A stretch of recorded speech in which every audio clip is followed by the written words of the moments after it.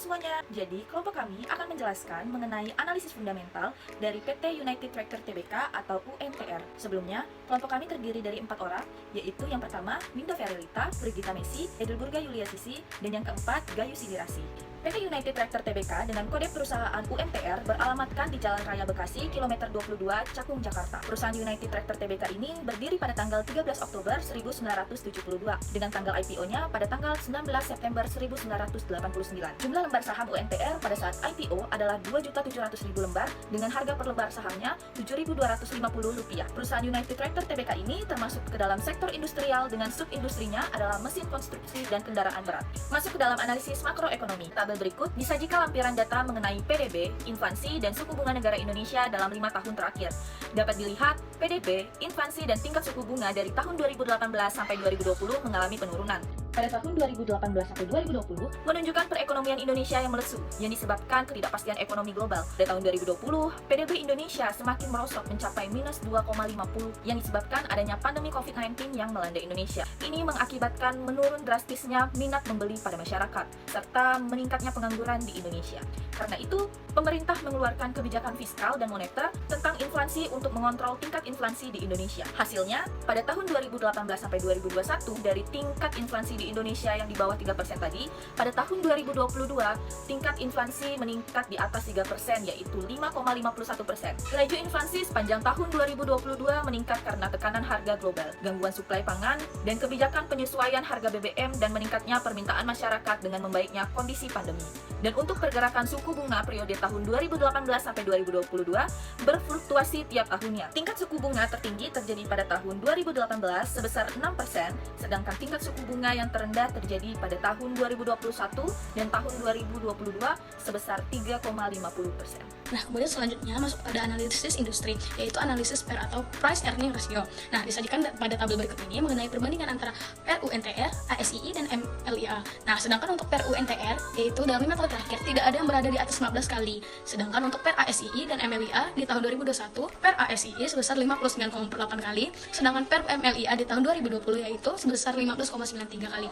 Nah, ini menunjukkan bahwa saham UNTR lebih murah dibandingkan saham ASII dan MLIA. Oke, next, kemudian disajikan juga tabel return on asset atau ROA dari ketiga emiten tersebut, yaitu UNTR, ASII, dan MLIA.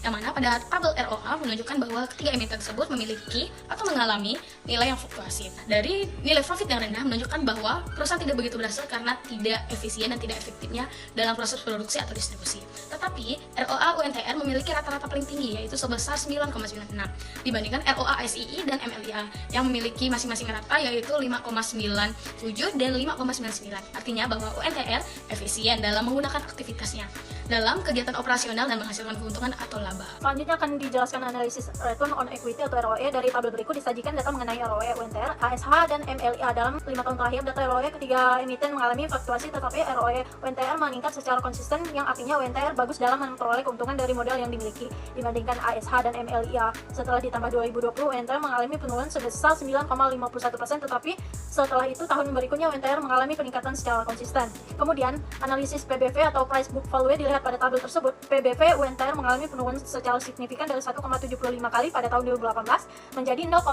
kali pada tahun 2022 dengan rata-rata PBV UNTR lebih kecil dari 1 dibandingkan dengan PBV ASH pada tahun 2018 sampai 2021 mengalami penurunan yang signifikan juga, tetapi pada tahun 2022 mengalami peningkatan sebanyak 1% dengan rata-rata PBV lebih dari 1 kali. Dan untuk PBV MLA dari 2018 sampai 2022 mengalami fluktuasi dengan rata-rata PBV lebih dari 1 kali. Nah, dapat disimpulkan bahwa PBV UNTR tidak mengalami undervalue. Untuk analisis terakhir adalah analisis EPS atau earning per share. Dilihat dari tabel berikut. Untuk EPS, ASH, dan MLIA mengalami fluktuasi dari tahun ke tahun. Untuk EPS UNTR mengalami penurunan tahun 2021 yakni sebesar 4.447,78, tetapi meningkat kembali lebih besar tahun 2022 sebesar 5.667,06. Jika dilihat dari rata-rata EPS ketiga emiten tersebut, UNTR berada pada kondisi yang sangat bagus karena nilainya berada pada dalam di atas rata-rata. Kesimpulan yang dapat kelompok kami berikan dari analisis fundamental yang telah dipaparkan mengenai PT United Tractors Tbk adalah profitabilitas saham UNTR dapat dikatakan baik karena meningkat secara konsisten dan tidak mengalami fluktuasi yang sangat drastis untuk setiap tahunnya. Dan saham UNTR menunjukkan performa yang baik dan layak untuk dijadikan saham investasi jangka panjang. Selanjutnya masuk pada penjelasan analisis perusahaan UNTR selama tahun 2018 hingga tahun 2022.